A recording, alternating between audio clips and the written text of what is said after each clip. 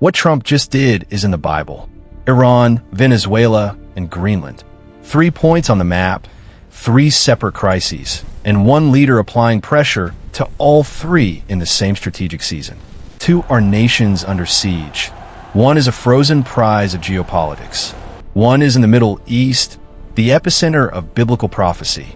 Another is in South America, seemingly disconnected from Scripture. And the third is a barren island that has suddenly become the center of the world's attention. Why these 3? Why now all at once? What if this isn't about politics or resources at all? What if this is about prophetic positioning? Let's start with Iran. What Trump just did to Iran. Picture this moment.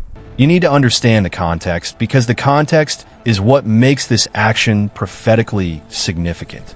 Iran is under unprecedented pressure. Their economy is in free fall. The Iranian rial has lost nearly half its value. Inflation has made basic goods unaffordable. The merchants in Tehran's Grand Bazaar, who have kept the economy moving for generations, closed their stalls and walked into the streets in protest. And it didn't stop there. Protests erupted in dozens of cities. Students, truckers, factory workers. This was a nation fracturing from the inside out. But here's what made the regime's situation even more desperate. Iran had just emerged from a direct military confrontation. Their forces and proxies had been hit hard. The regime that projects strength was suddenly looking vulnerable, both externally on the battlefield and internally in the streets. They were cornered. And that's when President Trump issued a warning that sent shockwaves. Just before 3 a.m., while America slept, he posted a direct message. If Iran shoots and violently kills peaceful protesters, the United States of America will come to their rescue. We are locked and loaded and ready to go. Locked and loaded. You need to understand what those words mean. This isn't diplomatic language. Diplomats don't say locked and loaded. This is military language. It means weapons are ready, forces are positioned, the trigger is prepared to be pulled. And this language was directed at the nation explicitly named in Ezekiel's end times prophecy. Persia. This wasn't an isolated statement. It was a posture, withdrawn from a nuclear deal, crippling sanctions reimposed, and Iran fired back, threatening chaos across the entire region. This is pressure at a prophetic fault line. The Middle East is already volatile. Israel has engaged Iranian forces directly.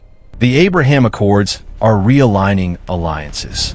And in the middle of this, the world's dominant military power issues a direct threat to the nation named in Ezekiel 38. But here's what you need to see. This is an invasion. Not yet, but it's also not peace. It's the space in between. It's the rumor of wars Jesus described. The pressure is building without release. The space between rumor and war is shrinking. But Trump isn't just confronting Iran in isolation. Simultaneously, he's applying extreme economic pressure to Iran's allies, including Venezuela. The squeeze isn't on one front. It's on multiple fronts at once. But before Venezuela, we need the biblical framework. Iran isn't just a modern nation. It is ancient Persia. And Persia is named in Ezekiel 38 as part of the coalition that moves against Israel in the last days. Now, Ezekiel 38 hasn't happened. We're not there yet. But prophecy doesn't start with invasion. It starts with positioning. Iran is aligning with Russia. It funds proxies like Hezbollah and Hamas. It calls for Israel's destruction. It is moving along the trajectory that leads to Ezekiel 38. It is being positioned. And this connects to the pattern Jesus gave us in Matthew 24. And ye shall hear of wars and rumors of wars. All these are the beginning of sorrows. The Greek word is Odin, birth pangs. Contractions that start slow but increase in frequency and intensity. The contractions aren't new. What's new is the spacing. We haven't seen this level of simultaneous, multi-front pressure before. Iran pressured, Venezuela pressured. Both in the same season. The contractions are coming closer together. But why Venezuela? What does a South American nation have to do with biblical prophecy? Here's what most people miss. While the Bible's focus is Israel, it shows that nations far away still affect her fate. Revelation 18 describes a global commercial system whose collapse makes kings and merchants weep. It's about economic leverage. Venezuela sits on the largest proven oil reserves on Earth. More than Saudi Arabia, more than Iran. And the Venezuelan regime is a key ally of Iran. It represents economic leverage in the Western Hemisphere for nations hostile to Israel. Oil money, sanctions relief, a financial lifeline. So, just as Trump pressures Iran militarily, he crushes Venezuela economically. Sanctions, restrictions, a direct attack on the oil wealth that sustains the regime and its allies. It's a pincer movement, military pressure on the prophetic nation, economic evisceration of its resource-rich partner. And this brings us to the shocking third piece, Greenland. While this pressure mounted, Trump turned the world's attention to a frozen island. He didn't just express interest. He declared intent. We need Greenland from a national security situation. It's covered with Russian and Chinese ships. We're going to do something on Greenland whether they like it or not. One way or the other, we're going to have Greenland. And when asked how, he said, "You'll find out." Then he took action, not against enemies, but against allies. He slapped tariffs on 8 European nations: Denmark, France, Germany, the UK, NATO allies who have stood with America for 70 years. The reaction was instant. Emergency meetings in Europe, condemnation. European nations even sent symbolic troops to Greenland. The Western Alliance, the foundation of global order, showed cracks that were once unthinkable. Why? Why this triple front pressure on Iran, Venezuela, and the entire Atlantic Alliance over Greenland, all at once? Because the pattern is convergence. The birth pangs are intensifying.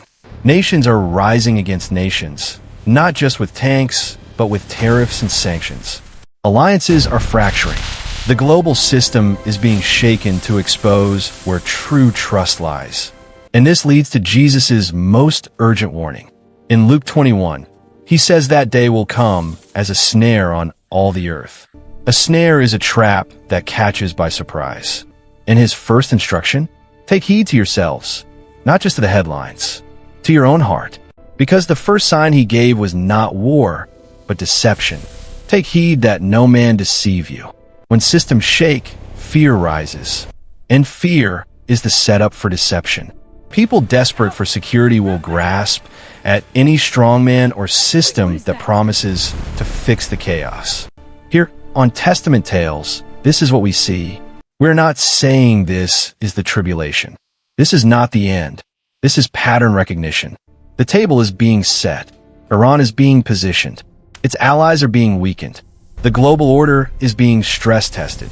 The infrastructure for the alliances and conflict Scripture describes is being built in real time. The call for us is not panic. It is perception. Our anchor cannot be in the stability of nations or economies, for they are being shaken. Our anchor must be in the promises that are older than nations. The birth pains are intensifying. The convergence is the sign. Our response must be a sound mind, eyes open, and a heart grounded not in fear, but in the one who holds the final move.